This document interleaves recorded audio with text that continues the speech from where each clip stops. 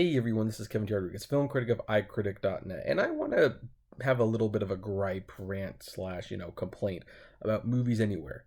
Now, for those of you who are not aware what Movies Anywhere is, it is essentially a digital movie locker service. Now, before we had that, we had Ultraviolet, which is still out there, and we had Vudu and Target and Fandango, all these different services. And what happened is when you would get a code for a digital movie, and this code has already been redeemed, don't bother trying, you would have to choose where you want to put it. Do you want to redeem it with Vudu? Do you want to redeem it with Google? Do you want to redeem it with iTunes? You had to choose. And Disney made the Movies Everywhere app, and they decided, hey, you know what? We're going to do it something else. We are going to do it where if you put your code in our locker, not only will you have it in our locker, we will put it on all the other services you have. And I thought that was a great idea because, one of the things that has been a stumbling block from getting me to give up these for these is the fact that these I could work on any Blu-ray player. These I'd have to sign into an account, and you basically were forced to choose one account because, why would you deliberately split them up? That was what they were selling. Well, okay, so once I signed up and I synced all the services, the iTunes, the YouTube, the Google, everything like that, and I looked and it started out really great. I would put in the code, and for a while that was working great. I would put in my code like such, and it didn't matter what device I was using because whatever program I had would have my movies. But recently I have been noticing that that has not been the case. That Movies Everywhere has in fact not exactly been Movies Anywhere, and I want to show you what I mean. So look here at the Movies Everywhere page. You'll see that I have Isle of Dogs, Ready Player One, Coco, Pacific Rim Uprising, Red Sparrow, Batman Ninja, which is a real thing, Paddington 2, Peter Rabbit, Mary and the Witch's Flowers, and Field of Dreams. Now, it also says I have 367 movies, which is fine. I own a lot of movies. If you think I have that many digital, wait till you see how many I have physical. But go over to Vudu and you start seeing a problem. First of all, Vudu says I have 456 movies, but it's missing some movies. It's missing Red Sparrow. It's missing Ready Player One. It's missing Isle of Dogs. It's missing Coco. But in its place, it has A Quiet Place, Tomb Raider, I Can Only Imagine, Lady Bird, and Yu-Gi-Oh! And some more movies which may be on the Movies Everywhere. I just didn't have the screenshot. Well, what happens if you go to YouTube?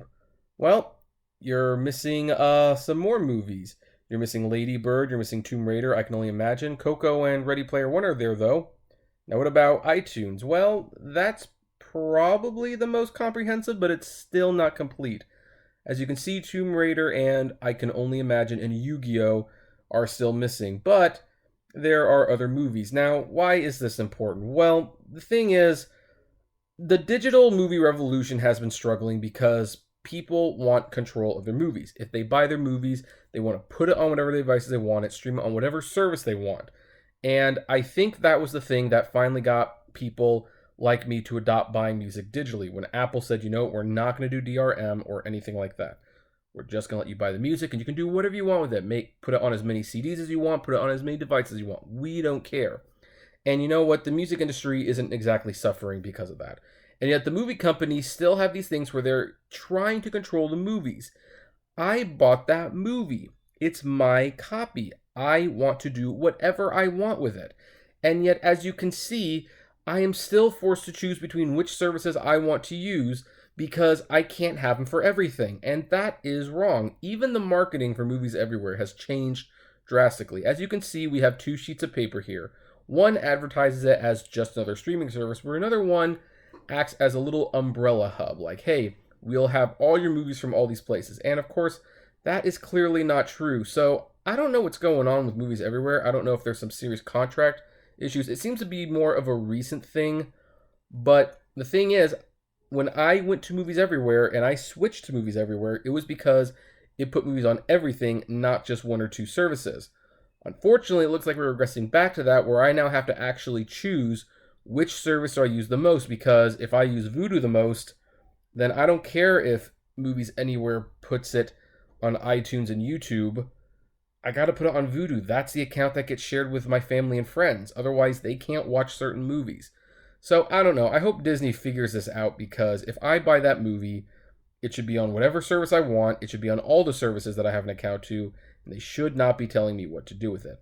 But hey, that's just my thoughts. What about you? Do you have an opinion on this, or do you care? Do you have any issues with Movies Anywhere? I'd love to know. Comment below, like, favorite, share, subscribe. If you enjoy the videos I make, consider becoming a Patreon member. It's totally optional, but even as little as $1 goes a long way to helping the channel run smoothly. And as always, flame responsibly. Have a good one.